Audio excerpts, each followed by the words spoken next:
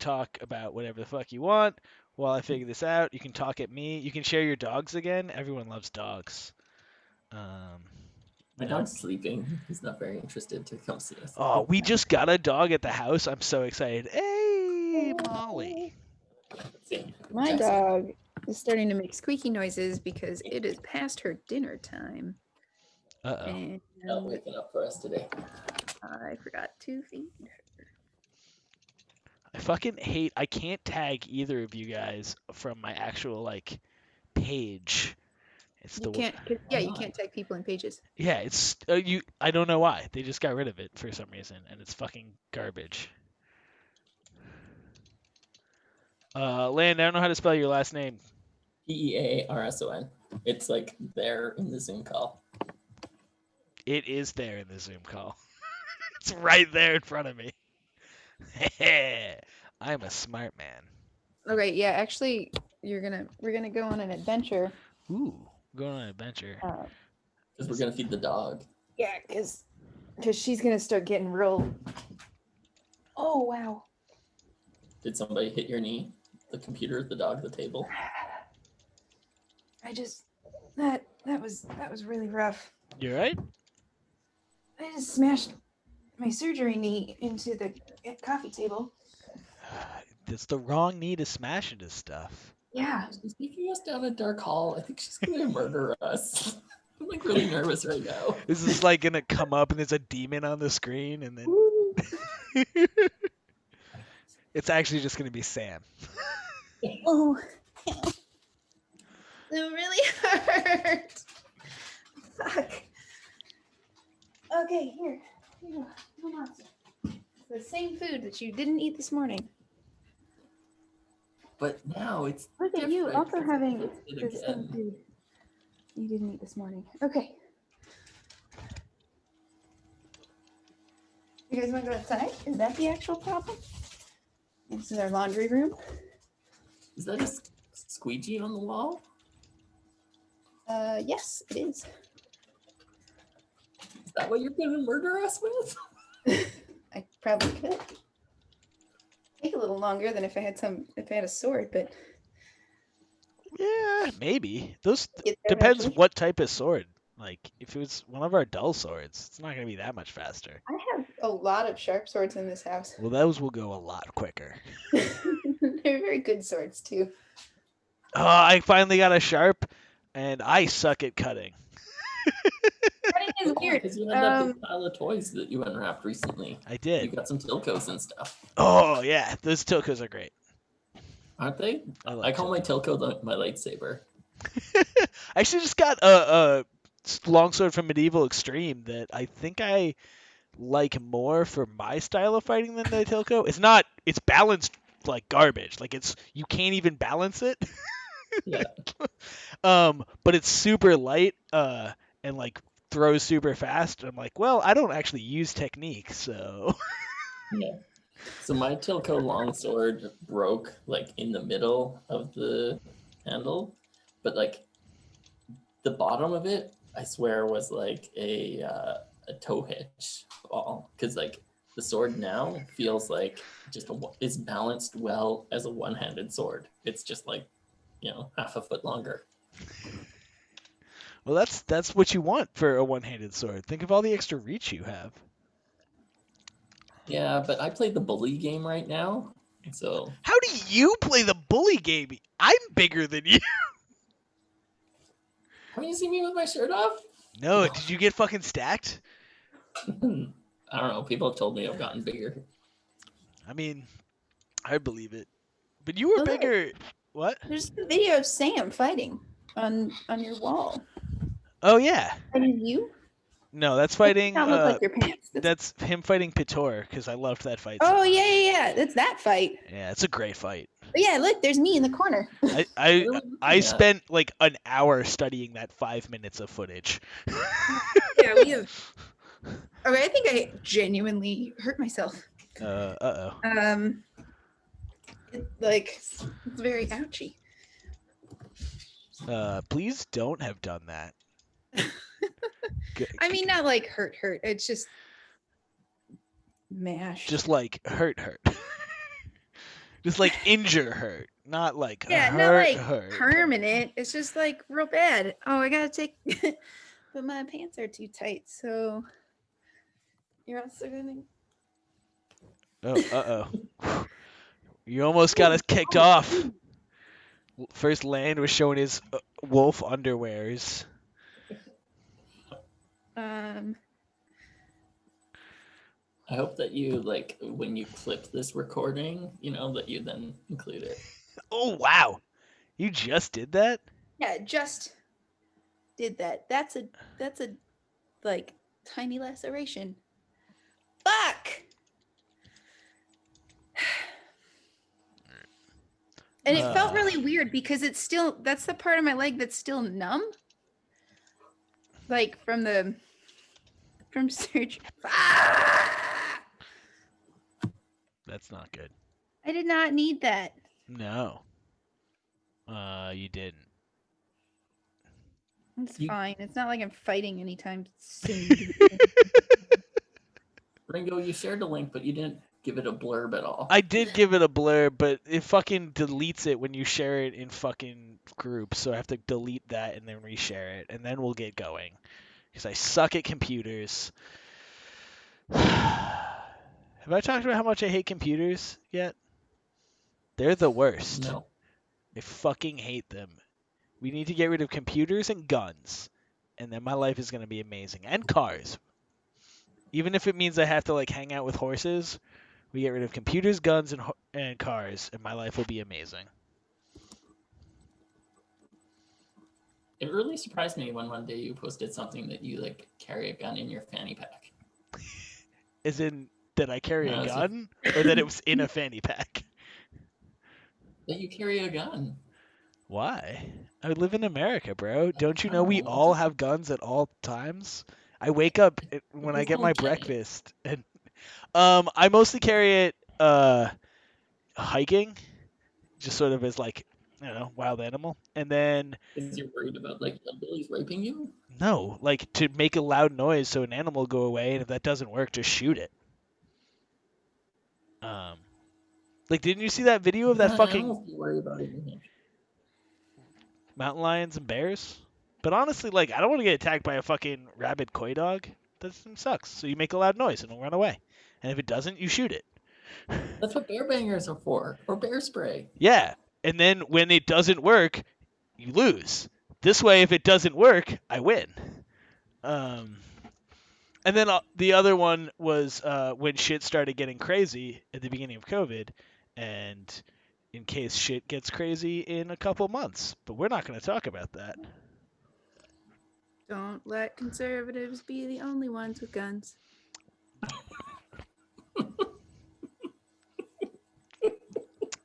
We're definitely not worried about a civil war here. That's not a thing we're preparing How many for. times do I tell you guys? Just come to Canada and claim refugee status. Yo, can we do that though? I don't know, but I want to. All right. So I can't figure out how to delete that post and share a new one, and we got at least one person in the chat. What up, Chris? So let's just go. I don't know if anyone else is gonna jump in. You guys can try to share it anywhere if Okay. you want or not. I I don't did. give a fuck. I shared it. All right. Yeah, Okay. good job. All right. No, Land's gonna do a share. Yeah. Okay, so we're not gonna jump into it quite yet. Oh, man, I'm so bad at this game. So bad at it. Is it Evan K. Ringo? Is that the one I want to do, or Ringo Yes. Why do you Beth, have 2 accounts? because when the show came on, they were like, "You can't have objectionable shit on your Facebook wall," and I was like, "What?" Mm. And they're like, "You can." I was like, "All right," and I tried to figure out how to hide it, and the Facebook's thing of like hiding all of your past content doesn't work. So I just deactivated my account and made a private one, so I could continue sharing fucking memes about eating butt and stuff. And then Yeah. the show ended, and also I realized I don't give a fuck. So I opened up my regular account again, and then I was gonna make one about politics and booty shots, and I just never did that. Cause like apparently not everyone wants booty shots or politics in their Facebook In their walls. I don't know why. They're lame. Yeah. Right? Both of those things are amazing. At least my politics are amazing, and my booty is amazing. Yep. Can't argue.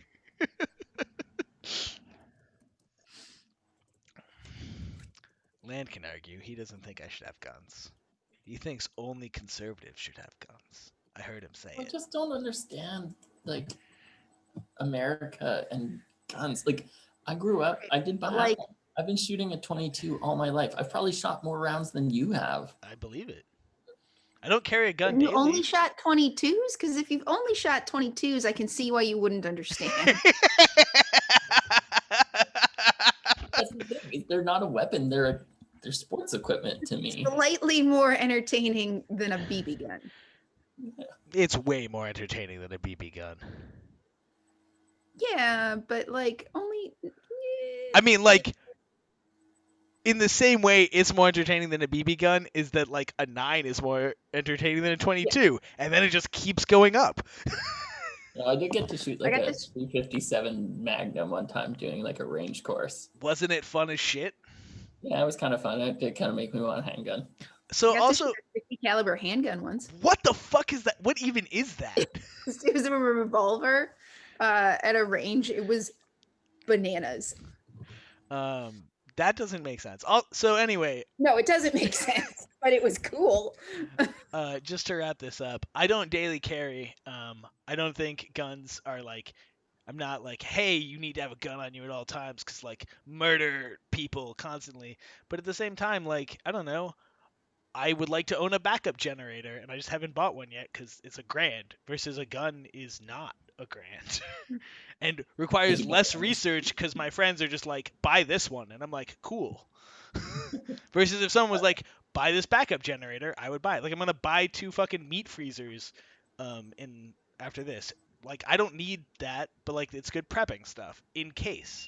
So like, it's just kind And of so you one can of get the a hat. many. And What? so you can get a whole cow.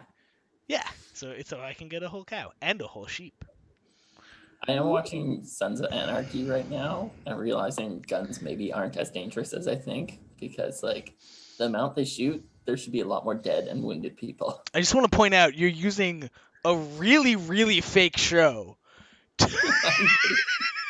But no, guns are both way deadlier than they seem and way less deadly. Yeah, totally. All right, so we have multiple people in finally, so we're gonna go. What's up, Hannah? Weapons. So we Should are. I open Twitter so I can see the If you want, comments as well? We already have our first question, and we haven't even got to the topic. All right. So Guys, Land, what this is show. about is after a show a couple weeks ago, Land wanted to have a quick conversation that turned into a long conversation that I didn't have time to finish, where we were just sort of riffing on each other about the idea of if a singles camp, like a training camp dedicated just to our singles fighters, as opposed to the more melee focused camps that we've seen, or the combined camps, or an event where you have some training after. We also started talking about how to sort of get like maybe almost a ranking system and getting the top people together and how to sort of build a little bit better of a singles community. But we didn't get to really fully flesh it out, so I said, come on the podcast, and then Beth was asking about coming back, and she's also a singles fighter, so like, come on this time. So we're going to kind of talk about that, and I'll let Land go and maybe explain a little bit more. And to answer our one question, you do not have to be single to come to the camp. You can be in a relationship. That's good. Ideally a poly relationship. Yeah. So I don't really remember exactly what we were talking about, but what I've wanted to talk about has maybe evolved since then. And I've been thinking about the idea of that we need to bring our top duelists of each category, like 4 or 5 of them together into kind of a cohort that have like a dedicated coach to them. Because I think that right now, some of us are more serious about the sport and maybe do a little bit of other training or this and that. Whereas I think we're getting to a point where we could have dedicated coaches giving training plans and helping even with nutrition and sports psych and all those sort of pieces. And if we kind of start to build like those 4 or 5 people that are then going to compete for those the top spots, I think that would help us just elevate the game.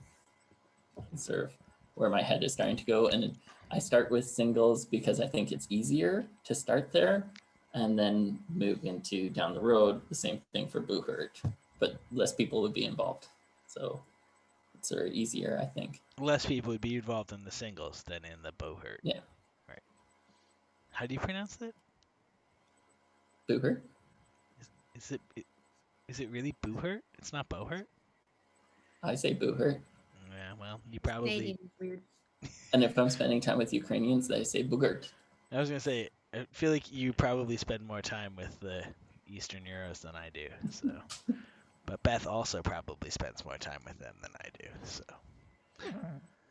And Anyway. I guess part of it is also the... Like, it's still quite a hobbyist sport, but there are more and more people that want to be more serious about it as we see more and more of these training centers opening up.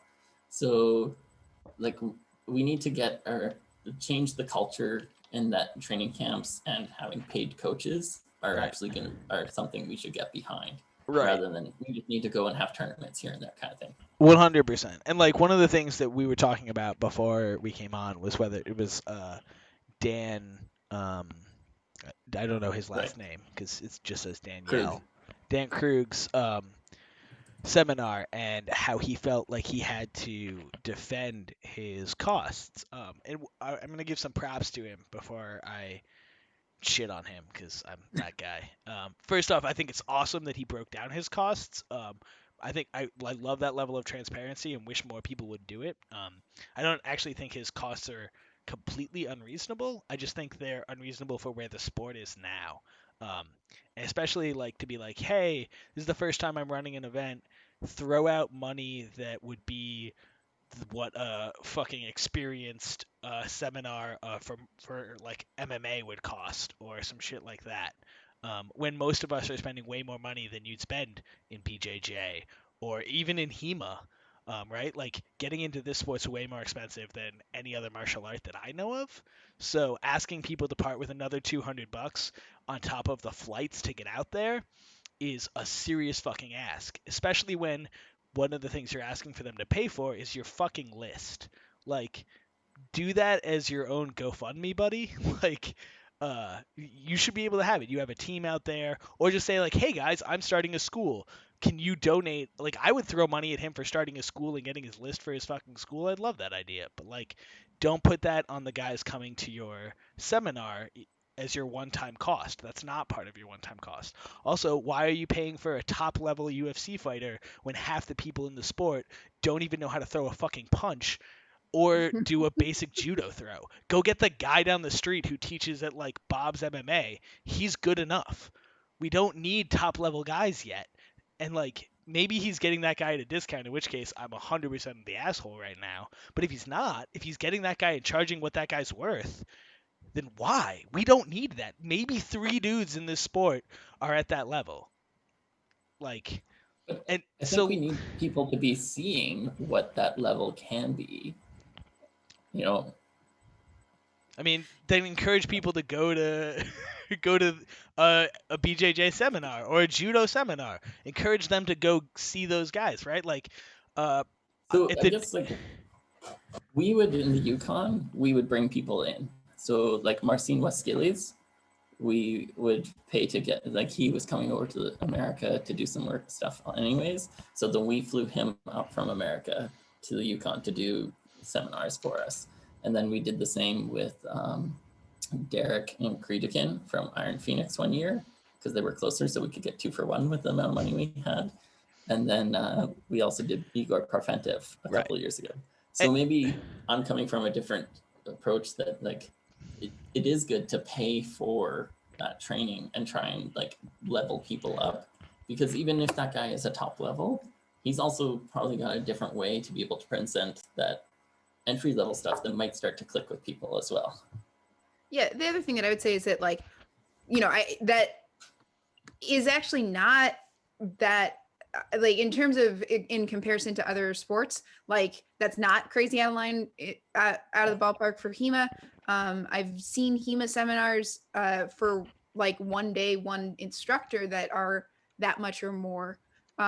It's definitely in Wing Chun or various other sports, like, you can very easily pay that much for a single instructor and that's the only thing that's happening is a few hours with that one single person.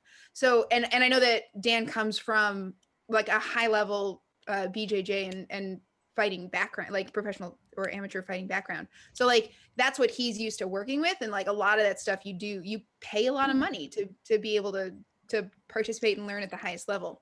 Right. I do. But I definitely agree that I think it would be nice if it was like a little cleaner in terms of not paying for his facility costs. But I also know that, like, for Sword Squatch, for our event, we have included, basically paying, we've needed mats and things like that to be able to host the event. That is, stuff that we kind of include in that sort of cost. Though we only use it for the event. It's not like a multi-purpose sort of thing. I think so. Like, one of the things I want to point out right here is I'm not saying that the price is unreasonable either for this sport. It's definitely not unreasonable for other sports. I just think it's unreasonable right now where the sport is in America to push this as like the thing, right? Because, like, again, just to get into this sport, you drop a minimum of $2,500, right? Like, you cannot play this sport at the competitive level. Are you guys still buying from Price Falcon? No. Where do you get a full kit? A full kit for under 25? Like head to toe, soft kit, weapons, shoes, everything, right? That's like, I mean, maybe you can do it for some bottom basement price, or you're fucking making some of the shit yourself, but basically that's about where you're fucking coming in when you add it all together, right? I think that people think about the price and get like sticker shock because it's such a niche thing, right? No, man, like, I'm not. Hold up. I'm not saying that at all, right? Because, like, that you have to drop that to go into snowboarding. You have to drop that to go into fucking bicycles, kayaks. Like, there's a shit ton of other sports that have this, right? So it's not saying that. But, right, if I'm dropping that for my snowboard, then I pay my season pass, and that's it. Those are my payments, right? Maybe if I live somewhere shitty, I do have to fly to go and fucking snowboard. But generally, if you're into the fucking snowboard or skiing, you live near a mountain. It's just a drive up there, so you're paying your season pass, and that's it. Here we have to fly. Like, unless you're blessed to live somewhere like where I do, where I can fucking fight every like 2 weeks, you have to basically fly to get 4 events a year, maybe, right? And so, like, we're talking, and you generally you fly to Europe, right? Is one of them. So we're talking, easily another 1 to 3K a year. That's a yearly cost on top of your first level entry just to fight, right? Versus I want to do BJJ, I pay my gym fee, and then I go in, right? We haven't even talked about training fees. We're just talking about equipment. So I'm not trying to say that, like, hey, this is an unreasonable ask. I'm just saying, especially where we are right now with the number of fighters we have, with the limited number of events, you're asking them to take another weekend. You're asking them to fly for most of the people. And then you're asking them to drop another $200 on top. Not including, this doesn't include your stay. This doesn't include your food. Yeah, no, I didn't see food on his list. So, like, and I get this is a reasonable cost when he breaks it all down, but we can pull some of those costs out, right? You talked about Marcin. Marcin is a fucking brilliant swordsman. This guy, and if you have to pay that fight to get a brilliant swordsman, all right, but you don't have to pay that to get a dude to teach you basic judo throws, which is where most people are at. And, like, I get that there are people who are above that who don't need that, but, like, when you're trying to get more than 22 people to your event, a lot of them just need the basics, right? We have to get the basics out first, because yeah, we can get these few guys a little bit higher, But you know what'll get them even higher? Getting everyone else up to their level. If we can get everyone up And I think to training a, camps will do that. Like I think there's a culture I, in I'm not America I'm that's not shitting on training camps. I'm shitting yeah. on a $200 fee as a training camp and saying, So why do I have to justify this? And then throwing in some things that cost that could easily be reduced. Like, reduce those costs and then come at me with your $200. But don't come at me with $200 when I can see costs that could easily be pushed off onto other shit. yeah, I mean, I think that there's like a couple things at play here in this particular instance, which is that, you know, one, he comes from a background of being more accustomed to paying a lot of money for events, and that like there's a lot of stuff that, you know, people, or at least I think the perception is that you know, these events aren't happening, people aren't charging for it, and no one's ever tried charging for it. So kind of like doing it as a test case and seeing, you know, and this is just speculation, I haven't talked to him about it, but like, you know, like, are people willing to pay and do that? And if they are, then that is an interesting direction for the conversation to move. But if they're not, then he's going to find out and have a very small event, and then have to adjust those costs in the future. And but like, this is definitely an area that hasn't, I think, been explored. The other thing that I was going to get at, you know, when we were sort of messaging about this a little bit earlier, is that there's a lot of things in terms of pricing that like can be explored more. That like, if you have, you know, and how, you know, again, the way that he's running his event aside, but it's like any event has set costs, and there's need to be offset in some way or another, you know, whether it's you're choosing to pay for it out of your own pocket as the organizer, or trying to ask people to pitch in.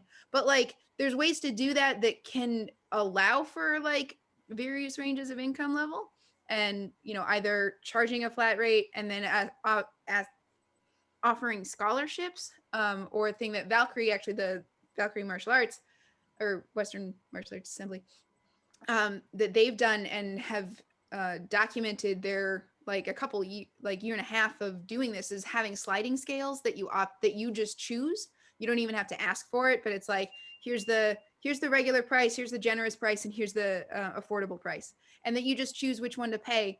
And that they have found that generally, they tend to break even in terms of what they needed for their cost between the people paying the generous and the affordable one. So like, there's ways to do that take it, that like acknowledge that this is an expensive sport, but like also there are people that have money that like want to put more in, and giving them like a kind of nice and like easy to do way, you know, way of like contributing that like is really good, but also gives people the opportunity to like deal with where their finances are without making a big deal of it, or having to like ask for scholarships, which can be challenging for people. And so those are some thoughts there in terms of ways to manage that, because like, we do need to start, like, if we want higher caliber events, they cost money. Yeah, I'm not. And I think No, go. You go. I was just gonna say, like, $200, I don't think, when you are already paying to fly somewhere, is not that much more for like what I expect that you would be getting here. Like, you're gonna get a lot more out of this event than going to a tournament, right? Like, and I think Questionable. I question your questionability, but I think that there's just a culture that doesn't support it yet, and I think that's sort of part of that. Like, these kind of camps are going to also help better bring everyone together, and I think at this time in your country, especially, like, you need that. What are you trying to say? You trying to throw some shade? No, Who are you throwing this shade at? no. I just think The other that, thought like, that I you had guys to are starting say to. was that not all of the events need to be elaborate or paid or expensive, and that like, I think that it's okay, you know, if Dan has a more expensive event and we still try to throw like pretty near free training camps or single events or things like that. And I think that having the range of that is fine, and if not good, and that people that want and can afford to pay for that, like that's fine. I don't think it needs to necessarily be the trend, or or that like this is the most important event, and if you don't do that, then you're fucking yourself forever. Like, like as long as tournaments kind of continue to be really accessible, if not free, because of all of these expenses, then like that's, I think, the really important thing is that we're not creating a really steep barrier for the ability to compete, Right. and that training can be a range of prices. So yeah, so I definitely want to say that we should encourage paying for teaching. We should encourage, and we should encourage. First off, we should encourage trading events, regardless of how they happen. Um, and like I said to start with, one of the things I loved about what Dan did is he broke down his costs. So I'm not trying to say Dan's greedy or anything for going this. I think he is shooting for something that is too early in the sport, and I think pushing for that now is more harm than helpful. And I'll explain that in a second. But first, like whatever we can do for training camps is good. Second, yes, let's pay our fucking our professors, our teachers, whatever the fuck they want to go by. Yeah, I'm coming from BJJ, so. um, uh, and then also but like before we pay, like we have to pay all our staff, right? Like I think more important than paying for teaching right now is we need to pay our refs. Our refs are the worst part of our fucking sport. They're the worst part of every sport. Like, there's no such thing as a sport with truly good refs that I've ever seen. But like, when you pay them and you train them, they get better. And like, paying them gives them a reason to get trained and a reason to get certified and a reason to pay more attention to the shit they're doing. And it gives you a reason to be like, hey, you fucked up, and yell at them, right? Like, yelling at someone who volunteered their time is shitty. But yelling at someone who you paid, way less shitty. um, Yeah. so like, so this, and that's kind of my point about when you say like, what's better, tournaments or training? Like, training can be better, but also because the skill set is so diverse, right? Like if I go to a training camp that's really at my level and at like Craig's level, at Colin's level, or whatever, um, whatever the fuck we're shooting for there, there's a bunch of dudes who are not going to be able to get anything out of that. Um, and then similarly, if I go to a thing and we're teaching basic shot mechanics, I'm not going to get anything out of that. I'm not going to pay $200 to have someone teach me how to throw a punch or how to throw a strike. And then maybe they'll show some cool judo moves or whatever, but like also do they actually know how those judo moves work in armor, right? And now I'm paying for this expert. I'm paying a shit ton of money for this expert, and then I have to deconstruct it and reconstruct it on my own. That's something that you have to be high level to do, right? So this is not something that I think we could really get everyone's involved in yet. So if I go to a tournament though, I can fight the shittiest fighter there and I can get something out of it. I can make that no training. Similarly, the shittiest fighter can get something out of fighting me, particularly if we go talk afterwards. Right? We can be like, "Oh, hey, this is that."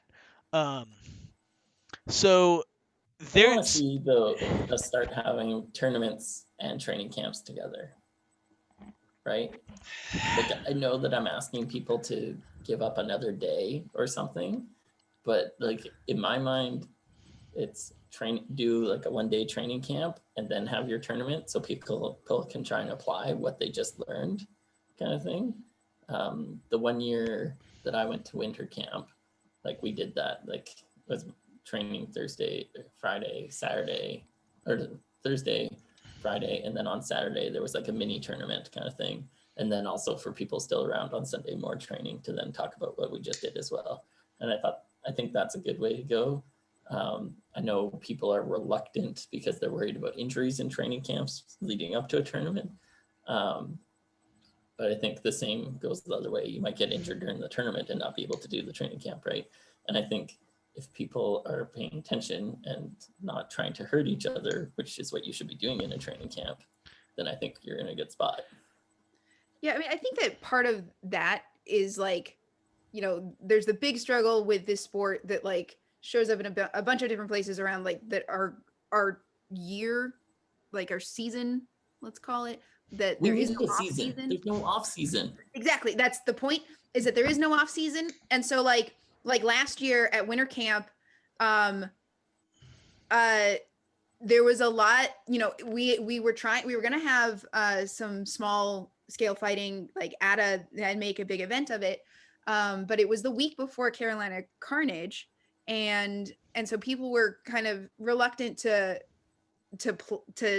do the more, it wasn't even a tournament, but like the exhibition matches.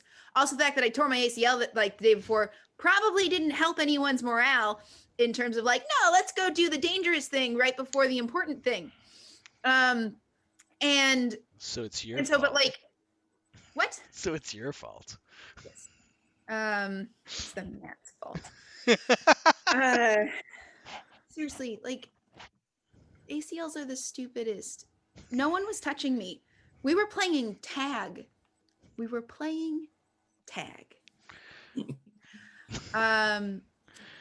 As a warm-up drill.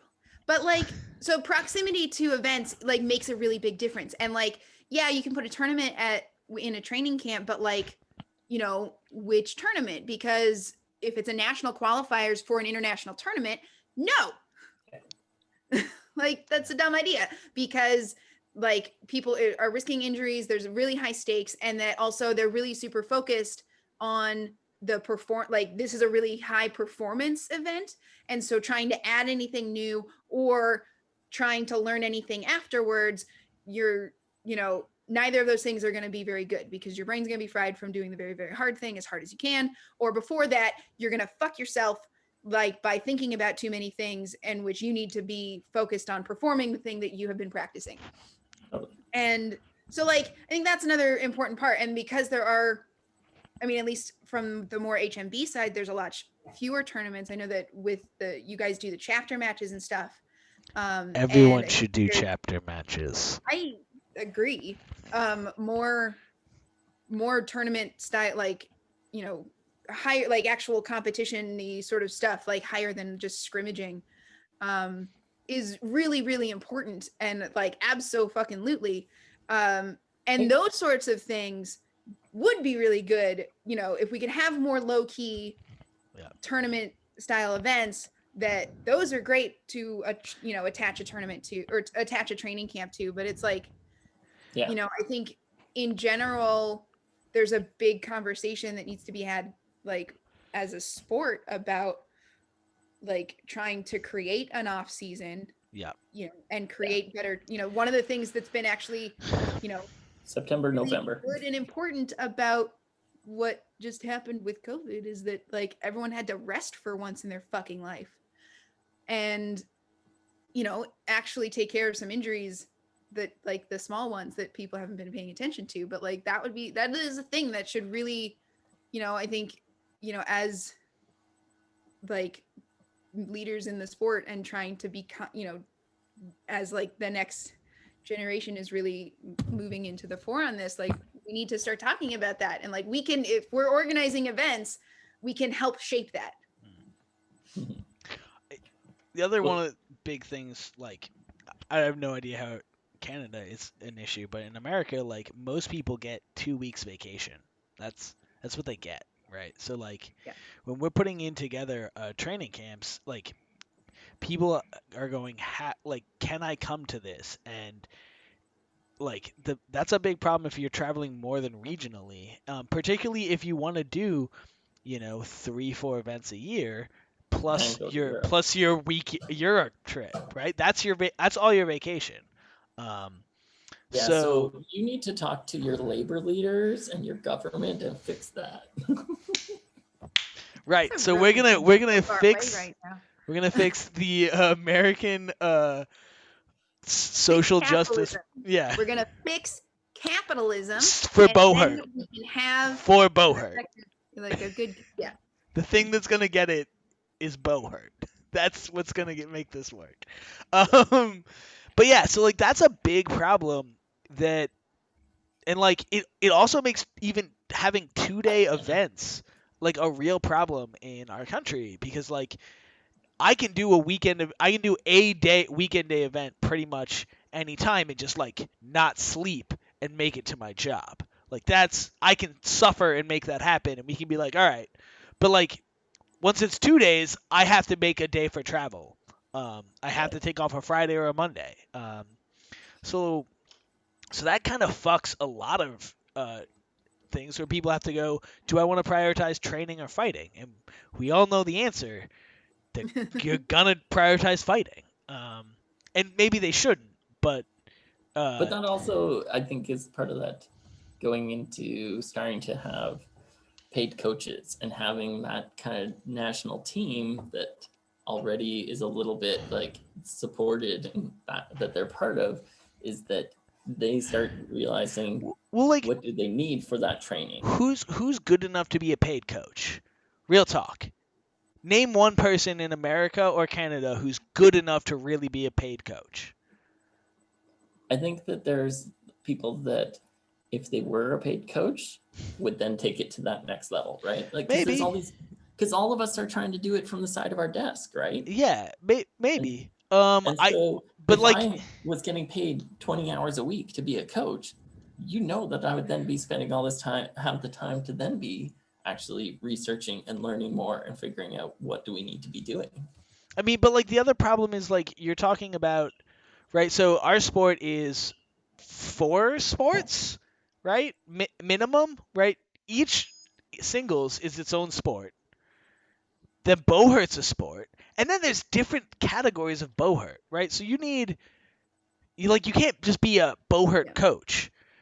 Like so I don't know, like I don't. This is not to say I don't think people should get paid for their time. I just saying this person is a dedicated bowhurt coach is we're not there. We're at the point where we go, hey, let's get people who are good coaches for other stuff and give them money. But like, I don't think we can build them, say like, hey, I want you to be the team coach, and that's what you're doing. Maybe in 10 years when some of us retire, but like, we all also want to fucking fight too. Like, all the best coaches are fighters. Totally. But it's that maybe it's not necessarily directly that person's a team coach, but they're team administrator.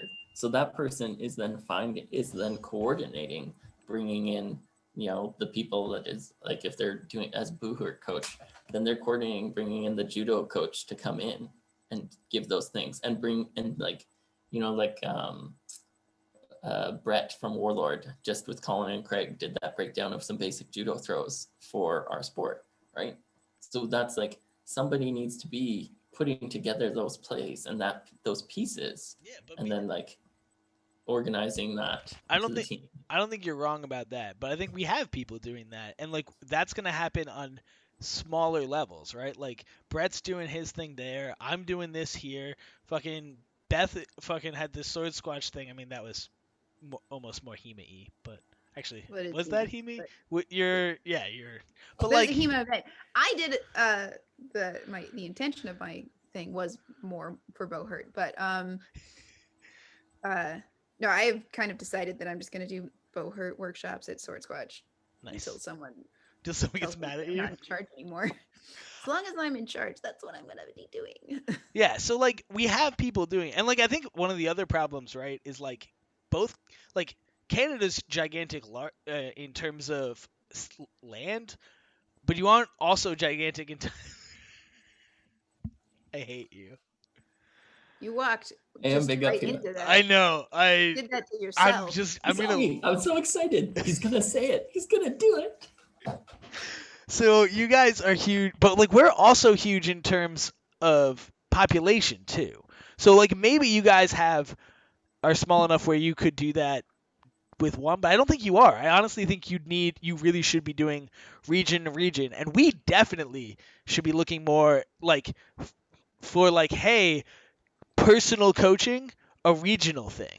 And like what I would like to see is what I thought, I don't know, this might be what my personal take on winter camp, which I never went to, but like what I thought the idea was is like that was a place for instructors to get together and a master's workshop. Masters, because like none of us are fucking masters. But like that's what I want to see.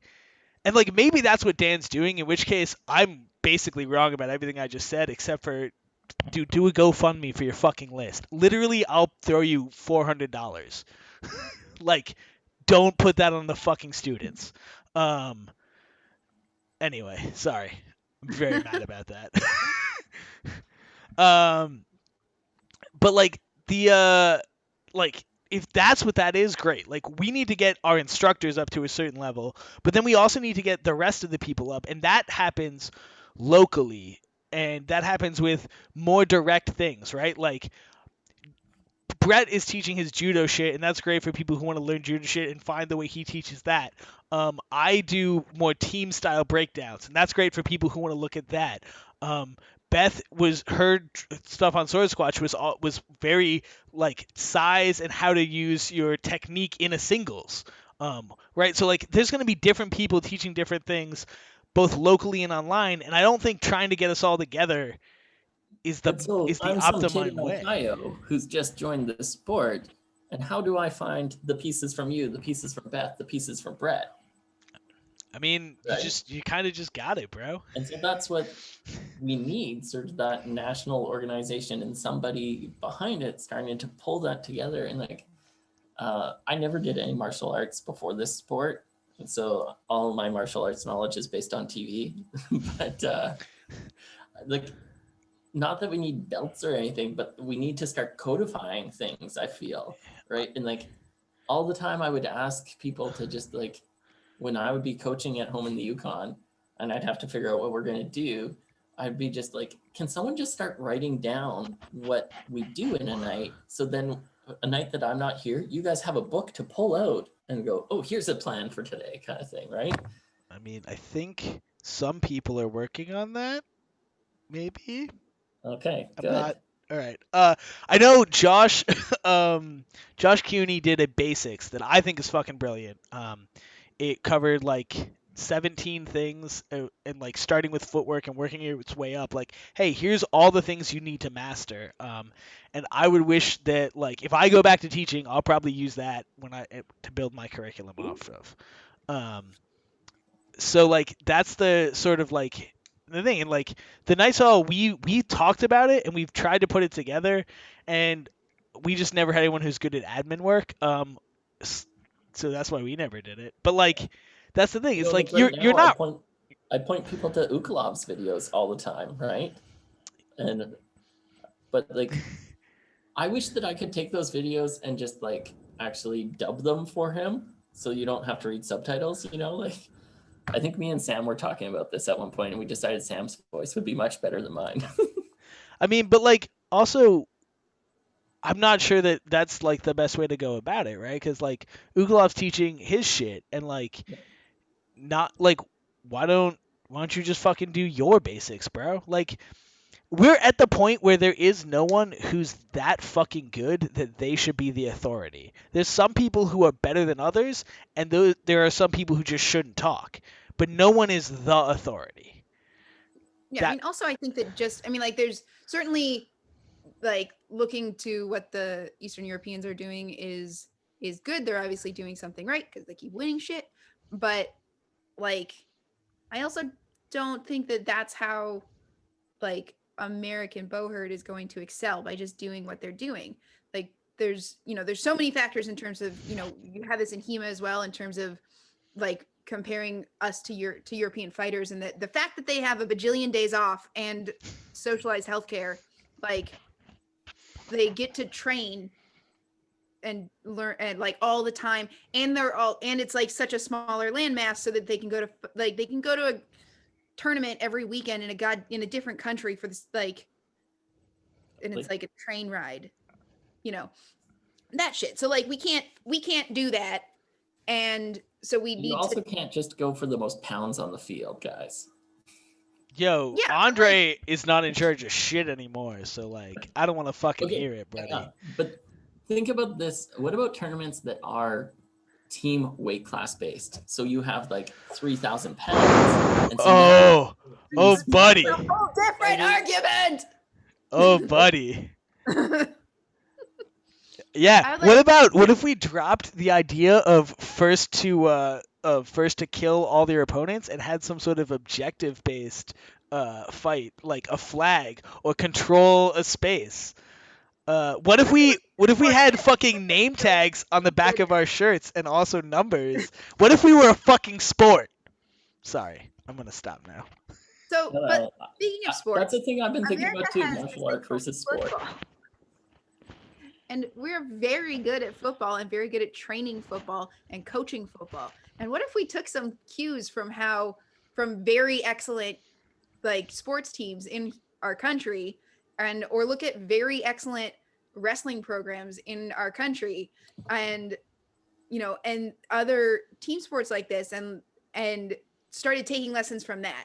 Like, there's a lot of stuff that Bohurt, is a fighting sport, so it tends to have people with backgrounds from things that like came from McDojo like settings or more commercial martial arts settings, and that there's like very prescriptive ways of like lockstep programs that you go through because it's about keeping the school open, and there's stuff about that pedagogy and that way of training that is good for keeping your lights on, but isn't necessarily good for training fighters and getting them to a really high level as fast as possible.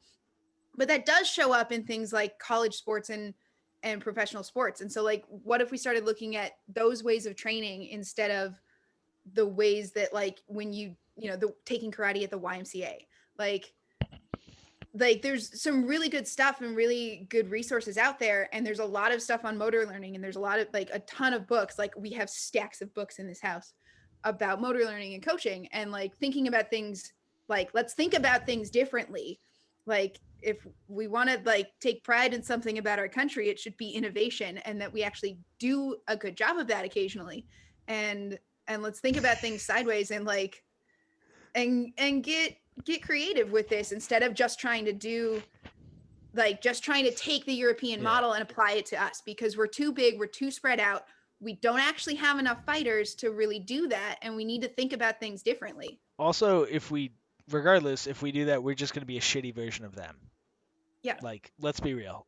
Which isn't to say, fucking Bruce Lee's right. Take what works, but throw out the rest. So we should listen to what they say. We should, like, everyone should walk Ukalov's stuff, right?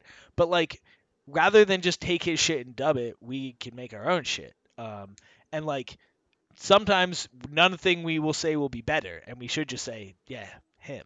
But sometimes it'll be like, okay, this makes sense, and this doesn't for us for whatever fucking reason. And this is a great way to destroy all your joints. Well, let's be real. No one cares about how they function after like 45. So That was a conversation I was just having with someone about how Boohurt, like Boohurt Tools, is being sportified in that, it is going to destroy people's joints. Whereas like a martial art, you should be able to continue doing like reasonably competitively into your late age kind of thing. Like, I mean, so I honestly think, I don't know about duels, but in melee, I think we can be reasonably competitive. And like this is like I think because our armor is so heavy, it kind of takes away a lot of the explosiveness that makes younger people so much better than fucking older people. Like, you just can't be as explosive with that much fucking weight. You can be explosive. I just think that, like, prime age for a lot of sports is 18. This is way off topic, but anyway, it's like 18 to like 25. I think for our sport, prime age would be like 27 to like 40. yeah. I think that is actually really, they've had a bunch of discussions recently on vaguely this topic, but like, being very strong and having like really solid muscle development is very helpful for this sport. And that kind of comes with age. If you're like, if you're continuing to lift and continuing to develop your muscles, like you're gonna like you have that as you get older. Like, and I think that's, and you have more, like a lot of the stuff like field awareness and being calm enough and not like a jumpy bean. Like it's a lot harder to like have that gravity or have that grounding when you're 22. and just real excited about hitting shit. Like, so I think there's a lot of things that come with age that like are really advantageous for this sport. And, but like seriously, you don't, there's good body mechanics with striking and shit. Like, you don't need to destroy your joints.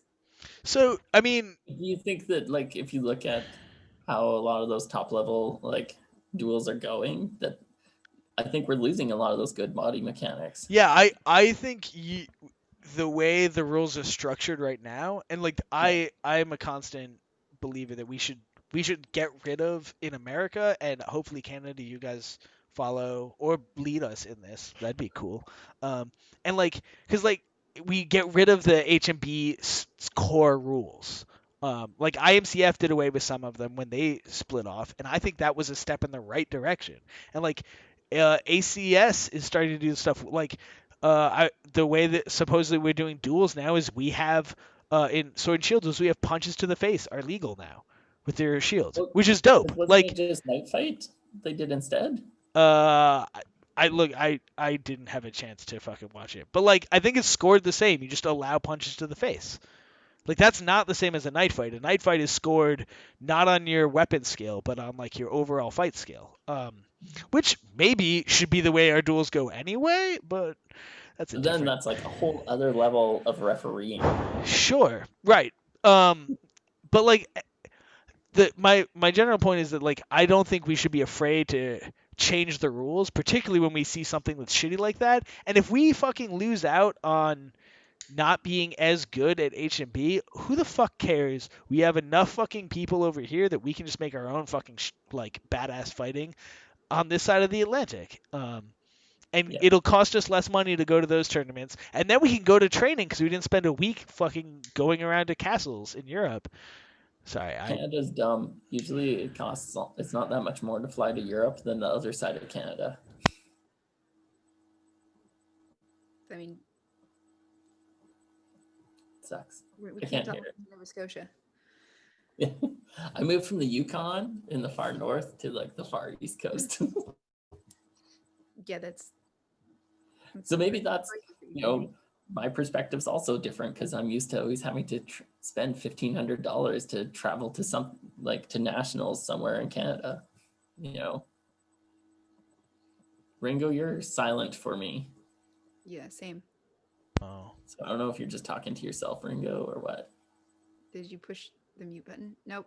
No, you're still. how about now? Am I back Oh, now? good. Yeah. All right. I should not play with the controls of my microphone as my ADD No. tool. That seems like a poor choice. So I think one of the things is I'm very focused right now on building local scene, on building the East Coast in particular, and America like a little bit more beyond that. I legitimately do not give a fuck about Battle of the Nations or IMCF anymore. Like I don't know that I'll ever go again. I don't care. And so that's I'll come see you as soon as COVID's gone.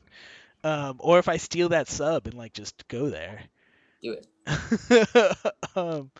But I want to, and like so I'm trying to say like how can we create reasonable costs now? And this was kind of my point about where I think $200 just isn't the price point now.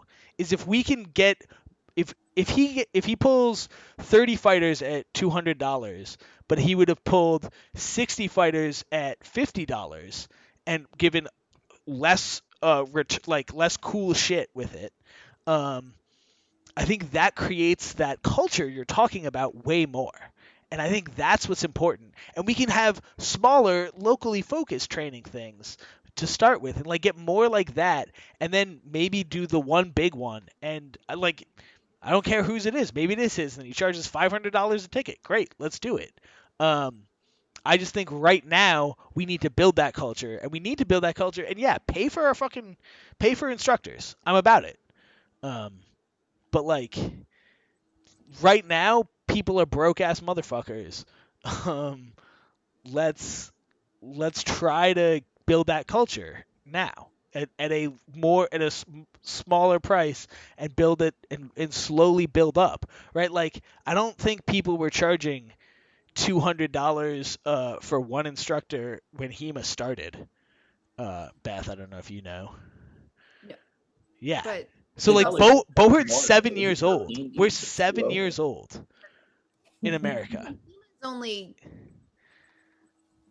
maybe it's like 15 at this point. But include Arma or whatever the fuck on top of that?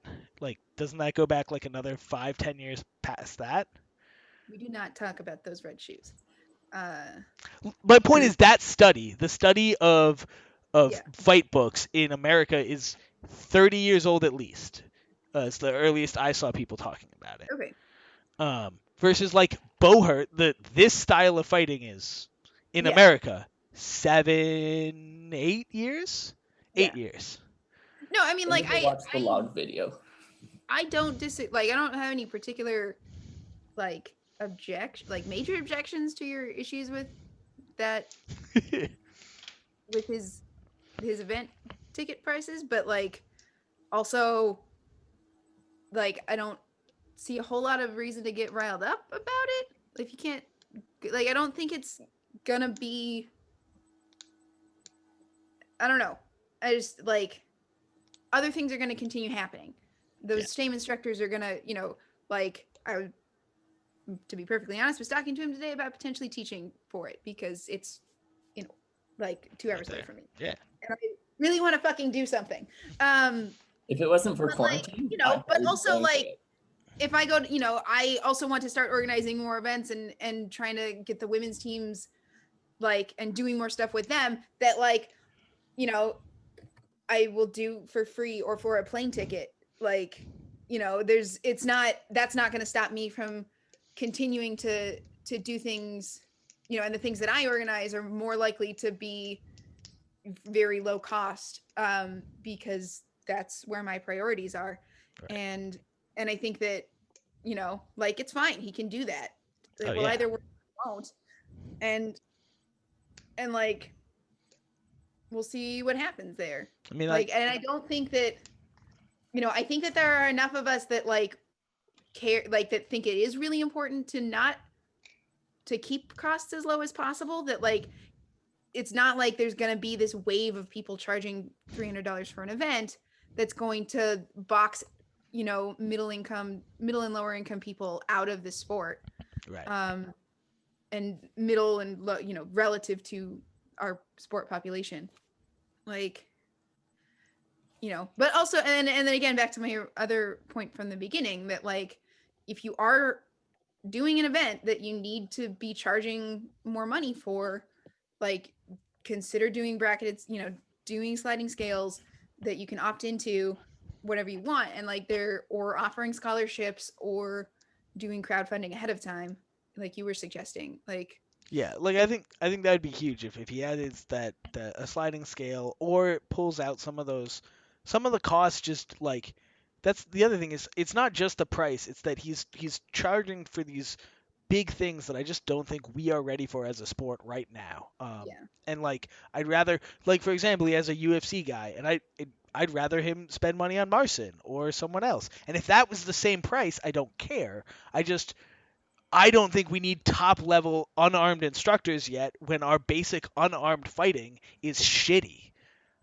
Yeah. Like most people suck at that's that. the thing too is that like to remember as well, like for me in terms of like one of the big instructors that I would recommend for Bohurt fighters is my partner Andrew, who like has not been in armor, and but he understands how to coach really, really well. And he just in the last year of him starting to get more involved with me and with like our group here, like he has made really major advancements in or like helped coach people like and make some pretty noticeable levels up because he understands how to coach and understands how to analyze what's going on and then give coaching accordingly. And that's a thing that a high level MMA coach is going to have. Like they are going to be a very excellent coach, and if they're good at what they do, they can take anything and be able to give advice for it. We had Renee, the grandmaster of our like, or just his name is on the label of the Eskrima that we do. You know, and having him jump in and coach a kids HEMA class. This one of the times that we had him up here, and basically, like, you know, he kind of watched what the kids were doing for their warm up and like basically gave them a bunch of stuff, and like they were, you know, they improved on a bunch of things, and it was like a bunch of really like little things, but like, you know, he's not a HEMA coach and he doesn't often coach kids, but was able to do something with that hour with them because he's, you know, an excellent coach. And so I think that that's a thing to remember as well in terms of looking at cross discipline coaches, is that if they're a good coach, they're a good coach.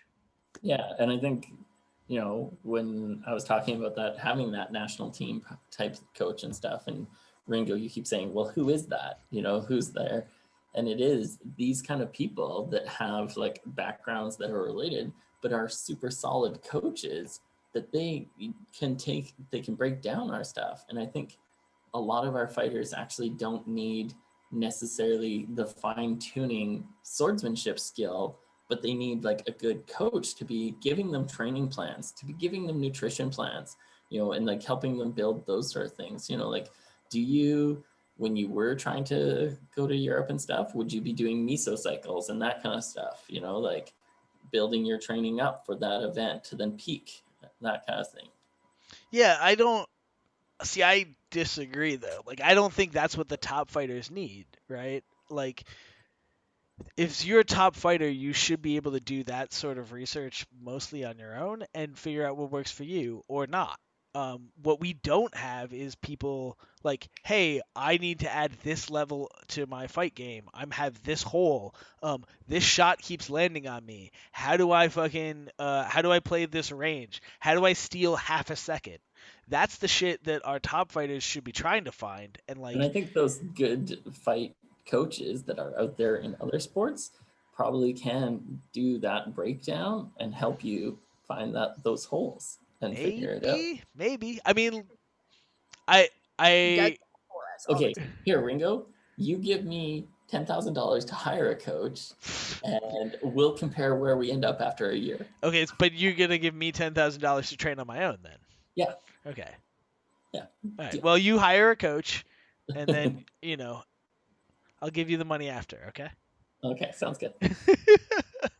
No, I I look. think part of it was also this idea of trying to build community and those cohorts and trying to get those people, because we are such big countries, to get them together a few times a year and like trying to Yeah. have them level each other up So the one in thing, training settings. yeah. So the one thing we didn't talk about that I like brought up as a counterpoint is like what I want to see is a singles tournament.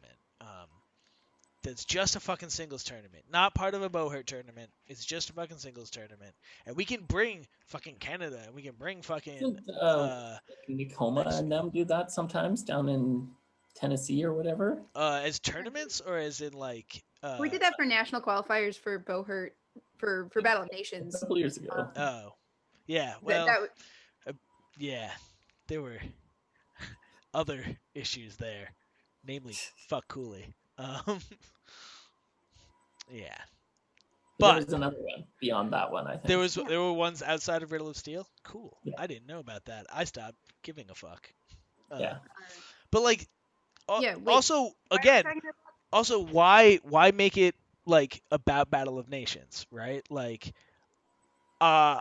I might not want to go this year, and like, just for whatever reason, or maybe I do, but I don't want to fight. And then like my boy Brian, who's a great longsword, is probably not like gonna be in competition to be that top spot, but at least like can pull like fourth, and like on a good day maybe he could. He's probably not gonna want to go overseas this year because he just bought a fucking house. Right? Like, there's a bunch of people who might be like, yeah, I'm not going to the qualifiers because they're qualifiers. But if you said, hey, we're just having a fucking tournament, come on out. Like, if we had a Pan American tournament, maybe Yeah. they come. And that And makes a point yes. talking about the qualifiers. I want people who are not trying to qualify for duels, don't go in the qualifier tournaments. Yeah, Like sounds that, agreed. I think that that's makes me like I get there are times that it's good to have that other experience versus people, but like when people are trying to qualify, they don't need to like tire themselves out and like work against these people that don't really matter. Like let's just have the qualifier be about who it is.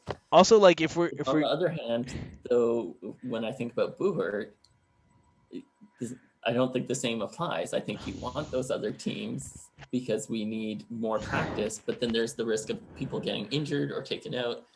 So so maybe they shouldn't be there either. yeah, so here's my hot take that gets rid of the other shit I just said.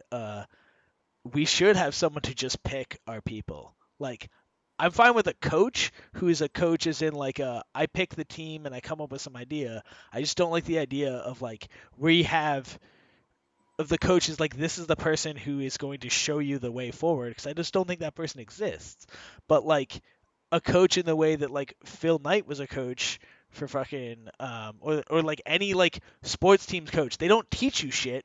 They just kind of like are there. Like a corner, I'm fine with. And like so maybe this is me like taking the idea of training camp and applying it to coach when it shouldn't have been there. But like someone who runs a team, sure, I'm on board with that. And I think that's how we should do it. I hate having qualifiers to be the guy like again, right? Like let's say at the tournament, I think right now in America, Sam is clearly the best um, longsword fighter. I don't know anyone else who's clearly the best.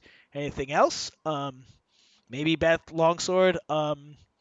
Maybe Avalok Sword and Shield. I don't fucking know. The only one I'd like, hands down, I think, Longsword, is Sam. Micah Pole if Galleys continues to be broken, but if he comes back, I don't know. Anyway, point being, what if he shows up and accidentally gets red carded because he threw a thrust? Like didn't mean to, just his sword came down. The guy steps in. That's a thrust. Red card. He's out.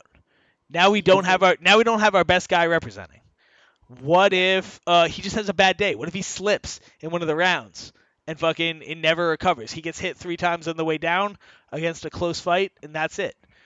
Um, Qualifying is and like it's this for teams it's even worse, right? Like I know Colin and Craig work really well together. I don't know who else off that IP team that was good 2 years ago, 3 years ago, whatever the fuck it was. I don't know who else works there, but that pair I know does. So we can take that pair and put them on any team and they'll be better. I don't know if that whole team makes themselves better, but that pair does. And whoever the eighth guy on that team may not been as good as the top guy on some other team. So we drop the eighth guy from IP to the top guy from that other team, or possibly the top 3 from some other team, because we know they work super well together. Like that's I would say that sort of biz is better because like that's the problem though with team sports is that like there's a reason that the all-star games are lame in in professional sports. They're kind of interesting, but it's like when you get star individuals together, they don't necessarily Play make it together. right. and like I don't think it should be picked on pure individual shit. Like I think in general you want to keep groups together, but like there may be a single individual fighter like that you would take, right? Be like this guy's just better than everyone else. We're taking him. Or there's someone who's fucking good individually, but you know they work like shit on a team. So even though they're the best fighter, no, don't take them. yeah. Like and that's Do you think it's like pairings or pods of 3? I don't think there's a specific way to break No? it down. I think it's you go and you go, oh, I've noticed that these particular people, and like that's what a thing a coach would do, right? A coach would study all the fucking tape of all the fucking fights and go, oh, look, I'm putting this together. You take the stats and see which lines have plus minuses that are above. They're like that's the type of thing that I would definitely love to see a coach doing. But I also don't think you need to get paid to do that. Like, I did a lot of that shit for my team in my free time because I felt like it. And like, So why don't you do that for America? Because you're awesome. because I'm not the coach. But you're going to do it in your free time because they don't need to be paid. I did do it in the free time when there was a specific coach. Guess what happened? He didn't listen. And there isn't a coach for HMB or the new IMCF picking, right? It's just whatever team gets it. Yeah. So why the fuck would I do it? HMB, there's a captain. I don't know exactly how they're doing. Like, there's a men's Galley is the USA captain, and Herzog Catherine Herzog just got the is the women's team captain now. But I'm not entirely sure how they're doing picking. I think it sounds like they're doing picking just based on the tournament results. But Well, if they're not and they want me to do that work, I do that work for free. Like that's fine. Yeah. Like that type of coaching, I'm back on board, Land. My objection is this idea that we should have a trainer who's just the trainer for all of our fighters. That seems like I think we I need think a there's a bunch lot of of- trainers and everyone needs to pick and find the ones that work best for you. Totally. And I think, yeah, that it is that head coach is also like a manager, administrator type position. But if you're going to make those all-star teams, that's then where training camps become even more important, because you need to be able to bring that all-star team together to have opportunities to work together. I mean, sure, but I also just don't think that, we should have as many national tournaments.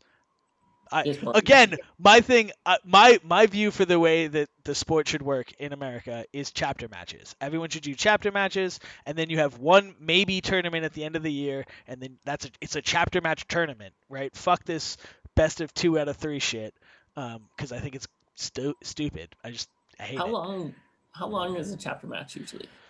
The old format probably ran about an hour and a half for the 11 points, but you could cut it down by a lot, and the 7 points were maybe 45 minutes. Because I And keep thinking about also like when the sport gets big and people want to come watch this shit, and like I bring the executioners up to fight in Halifax and stuff, like how it becomes like a marketable piece, and so like that that's hour what long. I'm talking about. So the new thing is built to look like a sport. It's a 4-quarter match. It doesn't work as well in a tournament format as the old way it worked. Like you could have done a tournament of chapter matches before pretty easily, just to 7 points, and then do like 3 or 4 matches.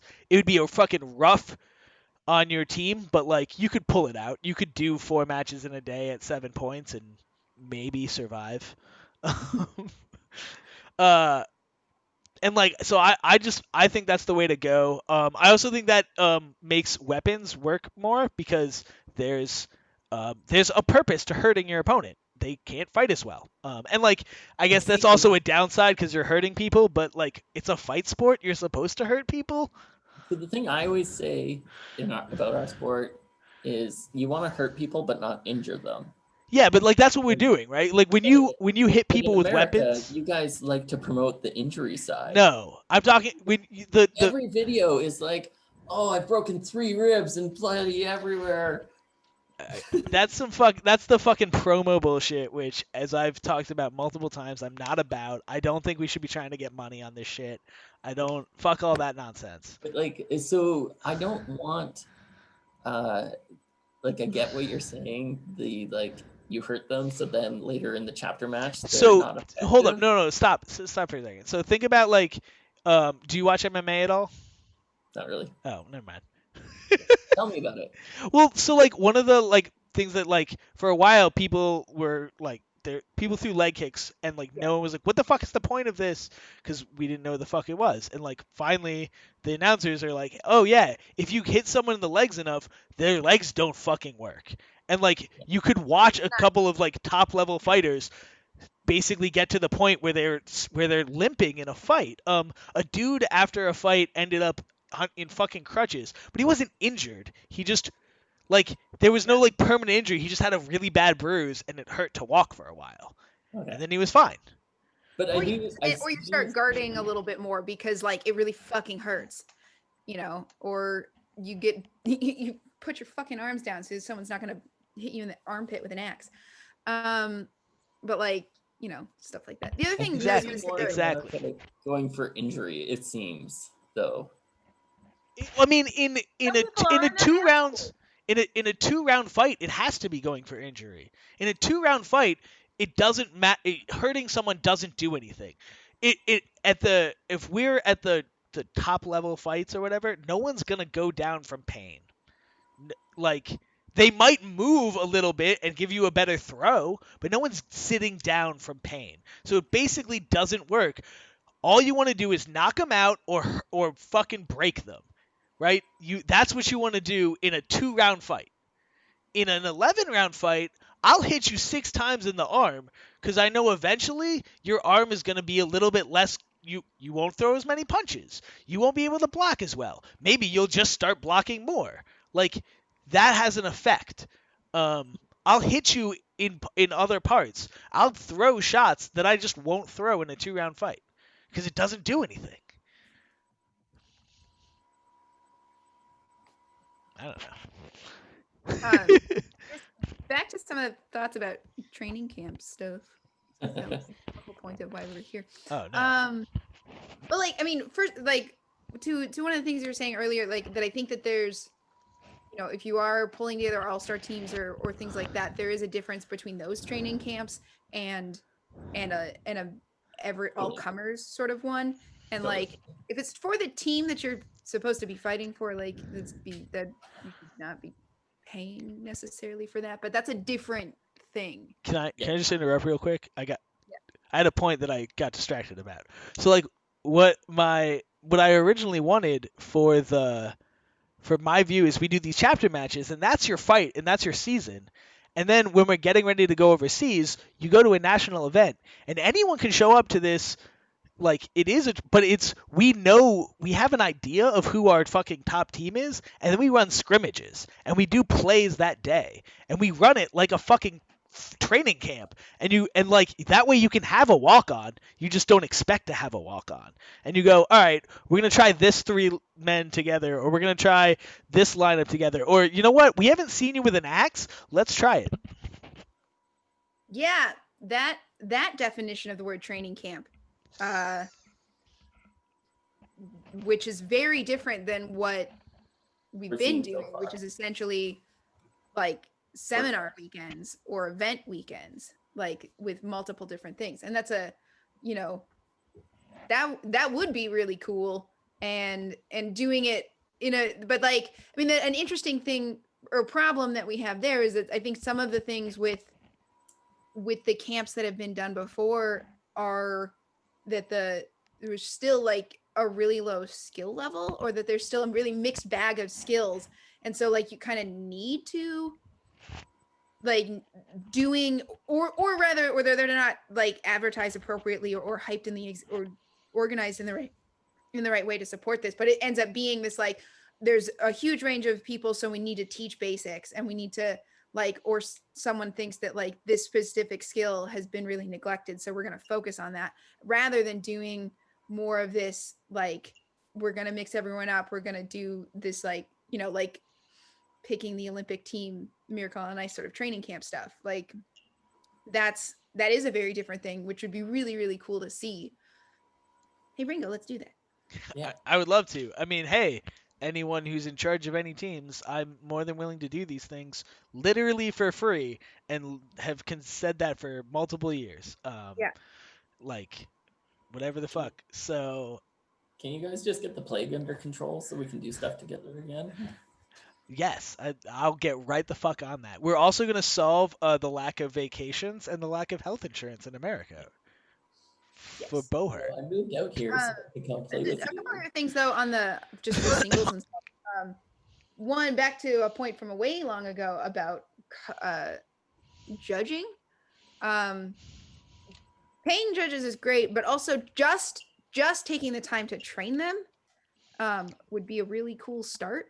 This is a thing that, like, again, for Sword Squatch, we put a fuckload of work into because we started using our own system, like tournament format, which is more continuous sparring for Hemo, which is, it's like, it's still really stop and starty compared to the way Bohurt does stuff. But it was more continuous than the general HEMA landscape. And so we needed to really work on training our judges. And we did a bunch of stuff that was like really interesting in terms of like doing test matches and like having 2 judges standing next to each other, and then you film it, but you're both watching. And then you sort of both do the scoring, and then you check out the video like afterwards. And then are like, oh, oh, look at we did not see any of that. And basically some really interesting stuff about learning about like, no, your eyes are garbage. And also your brain is garbage and everyone sucks at judging. But then learning some interesting things about that, like there's a thing about when you're judging that like watching the shape in between the fighters is more informative than trying to watch an individual fighter. And a couple of other actual drills that we did for teaching like how to pay attention better. And so it's like there's stuff that you can do for training judges that like is actually like kind of objective and like skills training in the same way that we like train all of our other motor learning skills that like we can do more of. So, And is pretty neat. And then also looking to, like there's one of the other things that we found is that like to a certain extent you don't need to be a fighter to be good at judging, and sometimes it's a backwards thing of that like non-fighter or fighters actually like make more assumptions about what's happening. And sometimes they're right, but a lot of times they're not, because they think, it's like, oh, I know how sword fights work. Like, yeah, but your eyes don't pick up on everything. Like it's weird. And so there's a lot that we could be doing in terms of training judges and reaching out to like the kind of interested, significant others that like to be around but don't want to fight but want to help, and like actually like giving them a really important job and not just having it be fighters that kind of wash out and now they have a bone to like, now they can like have a chip on their shoulder and like are gonna like use their power and wield it over the the piddly fighters. Now like there's weird stuff that happens with judges when it's only fighters that can't fight anymore. Well, And I know in like Spain they had an issue where they got a whole bunch of people that had wanted to be fighters but really couldn't, and they all became the marshals, and then they were like, "We have the power now," kind of thing. Like, there's some weird issues, stuff and then there. so there's like, there's a lot of times that perception that like the marshals should be fighters because they also understand a bit more about what's going on, is the perception, but that is because they've spent more time involved in the sport. So if you spent more time training non-fighter marshals rather than just being like, hey, count some points here, like what you're talking about, these objective skills and other pieces, I think would really help a lot. so I know We need to figure out ways to find that money to support those refs and their growth, like training camp for refs. so that's what I'm saying. Like, let's pay our refs first and foremost. And like, if you pay refs, they'll have a reason to pay to go to a training camp. And this is, I know. Another thing, just in terms of culture, like yes, you can pay them and that's good, but even if you're paying them, you still need to address this culture thing of that they're not, that it needs to stop being an antagonistic relationship, and that like and this is largely a thing that comes from tournament organizers and event organizers, is that you need to treat your refs well and treat them like they matter and literally give them cookies and like give them fucking snacks and make sure that they're well hydrated and getting resting, and that like, because like it's a hard job and it's fucking exhausting. I am a terrible ref because I cannot pay attention for longer than 15 seconds. And like it doesn't, paying them is good, paying them is better, but you can go do so much more. There's so much like baseline work that needs to be done is about just treating them like they're important, and like that you care that they're there and that you want them to be happy and you want them to do a good job and you want to help them do a good job and not just yell at them if they do a shit job. Yeah. So one thing also, I think every fighter should, if you get a chance, go ref once. Just do it once at the very least. I wrote a big blog about that after Denmark. Like it'll get you appreciation of these people who you're always mad at because they get their calls so wrong. And then also it will help you fight better and kind of understand what's going on.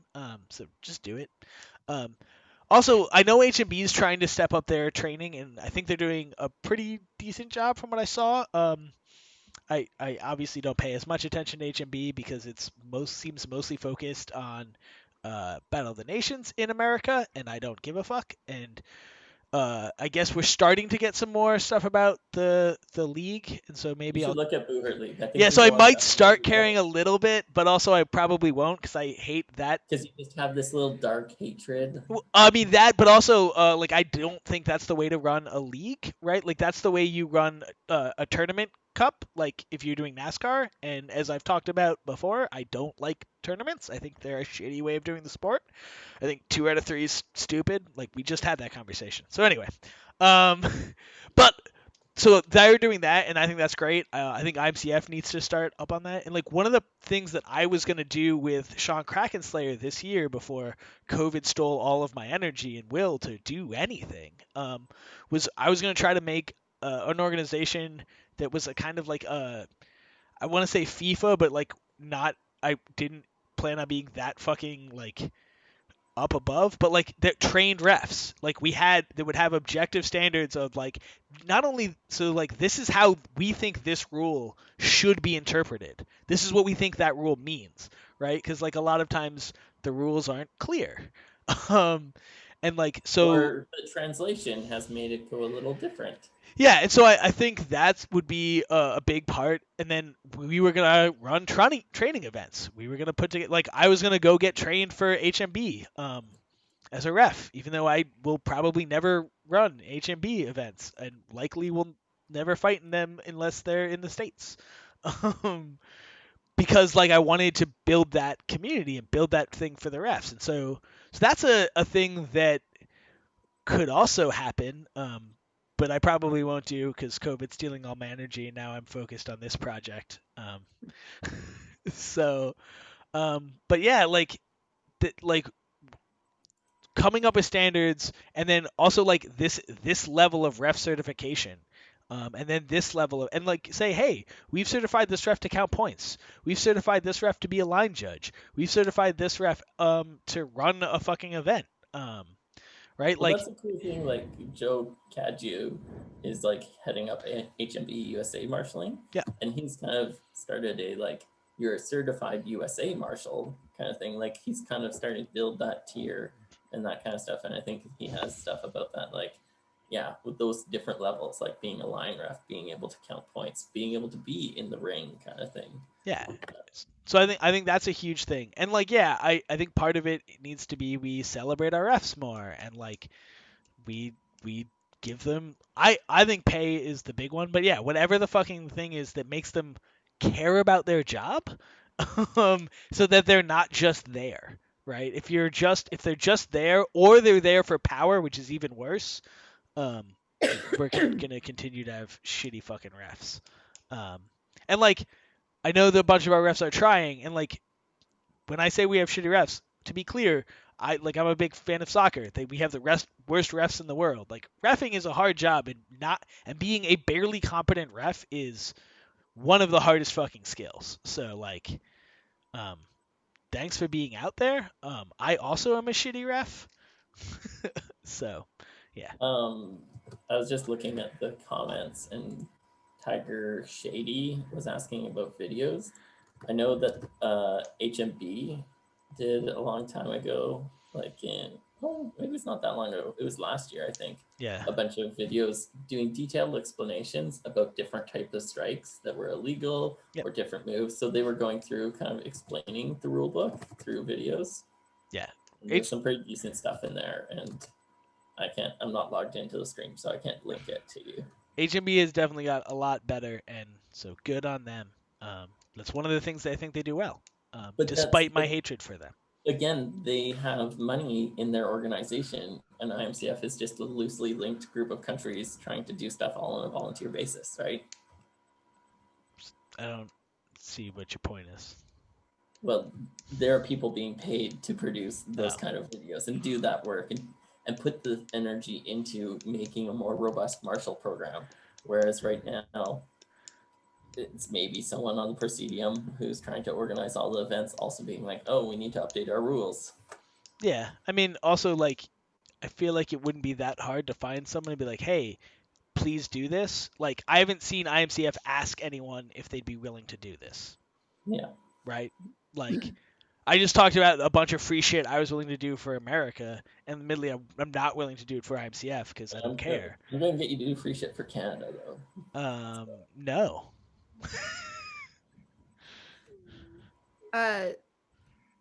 One other thing to talk about too, Beck, is like that idea of getting all the singles fighters together, the highest level singles fighters talking more. And like one thing that like it just in this thing, like, one, yes, we should get together more. But I think a thing that might be really potentially useful is doing more Zoom calls, and doing things like this, because I know that if we just tried to make a internet forum for singles fighters to talk to each other, I would never participate because I hate talking about swords on the internet with typing. It's the worst activity and it makes me want to die or just not talk to anyone ever. So I don't. But I love doing stuff like this, and I love doing stuff in person, and it's actually productive, and you don't just get into stupid pedantic fights. I do. And well, you can keep doing live your best life, Ringo. But I don't want to do that, and I'm not gonna. But I think stuff like this would be good and helpful. And I think there's just getting everyone talking more is a good starting place, because there definitely are people that want more lined up training plans, but there's also and then there's people that have a really good background and kind of know how to manage themselves as a fighter and do that and take care of that themselves. And I don't really want anyone telling me what to do in that department. Or I already have someone that tells me what to do. And so, but just if we can just start talking more and get knowing what those needs and wants and things are, or being able to share that information, I think that absolutely would be a really good, really valuable thing.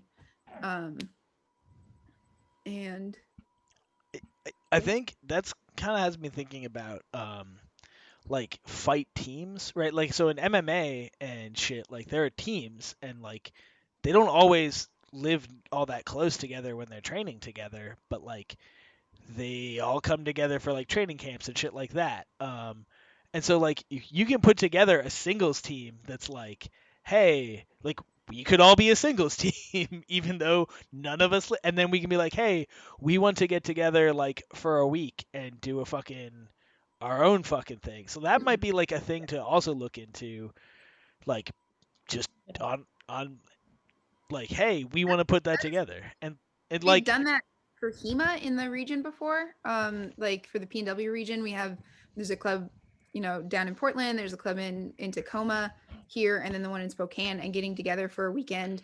That's mostly Andrew running it, and it's really focused on getting people tournament ready. And so I have some good formats for that, but also it's just yeah, fucking do it. Because it's a really, really important thing to remember is that it's, you perform as an individual in singles fighting, but you train as a team, and no one gets truly good on their own. I think the women's HMB team, I think it was for last year, was doing some good stuff like that. They were all over and then coming together to do a camp with Ursus sort of thing. And one of my favorite things in my biathlon career was when I was in university, we'd go for a week-long training camp, and you're doing 20 hours of training in a week, and you're living on a ski hill kind of, and just with your team. And I think that, building community and that team dynamic, I think, is super important. And so yeah, just trying to, this fight team idea is maybe kind of the where I was potentially thinking about with those cohorts, kind of, that but without maybe necessarily having a coach, and just supporting each other, and I mean, trying to find ways to bring them together to continue to level each other up. I mean, and also like that makes it easier to find a coach, right? So if I want to find a coach for the American team, for the American singles fighters, that's 6 different types of fighter, um, and then and each of them may have their own needs. Versus we could be like, all right, we're gonna get a bunch of longsword fighters together, or maybe like longsword and polearm fighters together, or whatever mix it is, but we all need this specific style of coaching, right? So like we can all find a coach that we like. And also you don't have to do it based on like country, right? So I can be like, "Hey, I know like we could all be teachers and we could all have our summers off. So we could all easily get together, right? So that makes it a little bit easier to find the people you want to train with as opposed to just being like, "This is my country. These are my countrymen's. Let's get together." Like I still think we would want to do it. I think it would still be easier to do it Pan American as opposed to do across all of the world. But like, it's an idea. Don't you want to make this a sport, Ringo? I don't understand what that has to do with anything, but yes, Well, just like then sports are always like based on nations, and like they are not. MLB is not based on nations. We got Canada and America in there. What's up? what's MLB? The Major League Baseball. Yeah, but it's Canadian teams, American teams. Like they're not. Yeah, that's 2 countries, bruh. Come at me.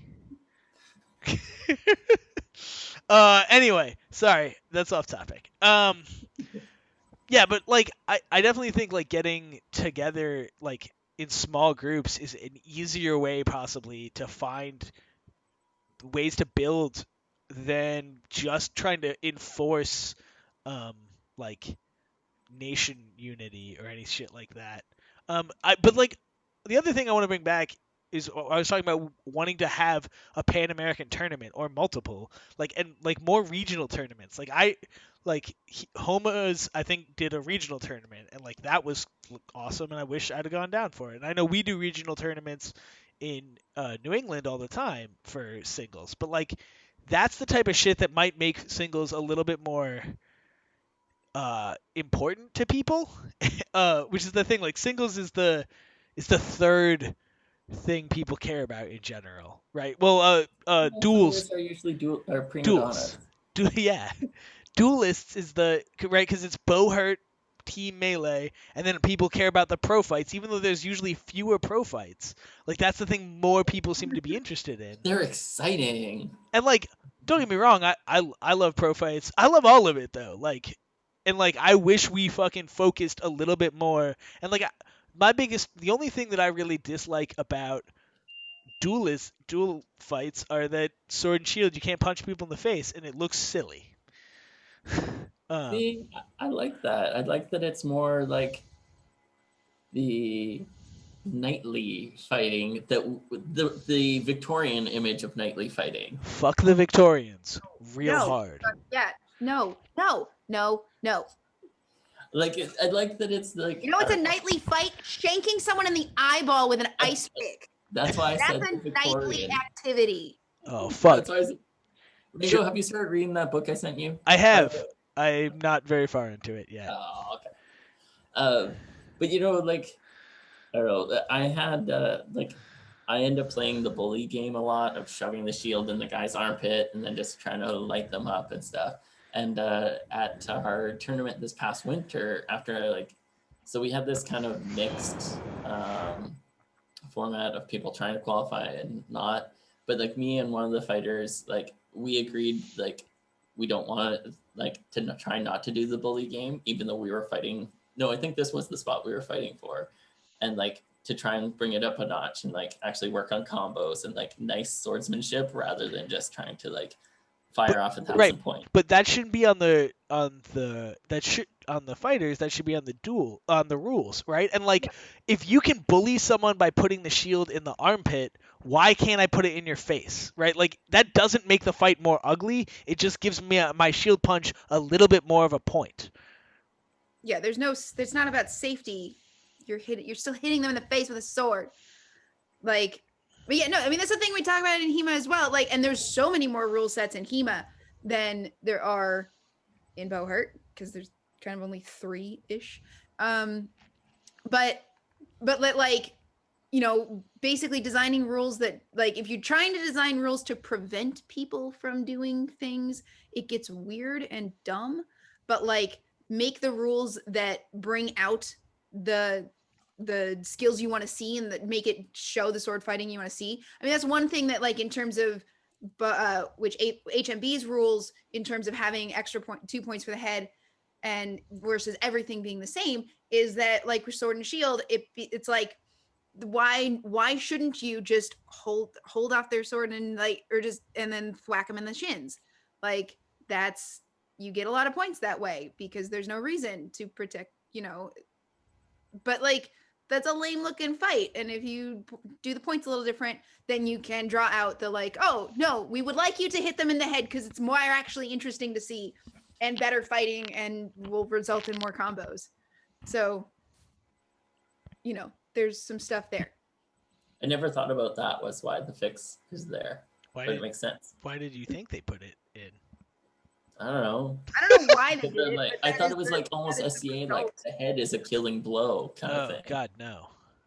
You know, like this is what's doing more damage if you hit them in the body or the head compared to the arm or the leg. Also, Josh, you can go get stuffed. Yeah. I'll Land, do those you things. should pro fight Josh. If you win, he has to fight duels for a year. Josh, Enter Land's like Rocky training montage. Josh, accept it. I'm calling you out for Land. Uh, but yeah, I think duels. I think we should play more with the duels rules, and like if we had a Pan American tournament, it'd be a great place for us to do it. Um, So, there is maybe a this is a chat. thing you can host, Land. There is a chat about that because, like, I know you're not such keen on Boohurt League, but Boohurt League has Boohurt Masters, right? Which is based upon the different zones, kind of, right? So, Right. like North America, it has one Masters, and if you win that, then you get an automatic invite to Boohurt Prime. Right. You know, and so that is like a thing that we were talking about, that like Boohurt Masters needs to move around between the different countries, kind of thing, each year. You know, like Mexico hosted it last year, so then we were looking like, does Canada host it this year? Yeah, but that's also a melee event. Yeah, I know, but like that, and so there's already a bit of a group of people that are talking about those kind of ideas that are the Pan American. Sure. Okay. So, you know, let's draw up ideas of what to do and then, like, you know, put that out there. Like, I've been, for some reason here, I think because he doesn't have a good heater shield with my one fighter, we've just been doing lots of buckler.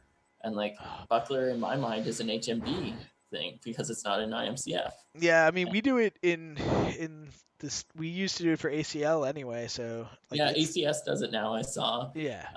I mean no, it was pre-split even though. It's been a thing, not just in the H&B land in America. And also, honestly, we should just do buckler and shield, buckler and sword, and drop sword and shield because fucking heaters are dumb. We're wearing armor. Why are we carrying giant shields? That's the whole fucking point. I don't know. I have strong feelings. Yeah. Yeah. I see that. It's because you want to punch more with bucklers. I don't actually punch like at all in my duels with bucklers. Hey, do you use like a strapped to the wrist buckler for duels, or the? I use the center. I use the center grip for everything. Yeah. We made that for people who could punch good. I'm not a people who can punch good. I saw in the 21s with the buckler strapped to the wrist, an interesting, like using it basically like another axe head to chop, because you've got your favorite activity in HMB where, you know, you're like on the rail. What were you saying, Beth? You can. Never mind. Just never mind. Okay. Yeah, the I hate the chop with the shield. I don't think it does anything. I think it's like a headbutt. It can, if the person's already like bent over, you can get some like power to drive them down that you might not be able to get with a punch. But other than that, it's a dumb attack. Only when you have the handle. Instead, try to like move and punch them in the armpit, which might Armpit also punch. be Most deadly punch known to man. it might also be exposed when they're doing this grab. Ugh, it's so dumb. I hate it so much. It's the dumbest thing. Okay. It's 11:20. My bedtime was an hour and 20 minutes ago. Thank you both for being on. I don't know that we actually outlined the thing we said we would do, but like I feel like there were some good thoughts. Yeah, but like strong agreement. Let's do a singles tournament. And let's start talking more with other singles fighters about how to train. All right. So I'm not going to do any organization for any of that. Yeah. Land. She's pointing at you, Ringo. No, At least on mine. I don't know. No, because I've just decided that I've spent too long trying to be a good duelist and a good boo-herdist, and I'm going to drop duels and leave it to the younger people. Yeah, but you're also a good admin, and I'm not. And even if Beth is, she's already adminting something else.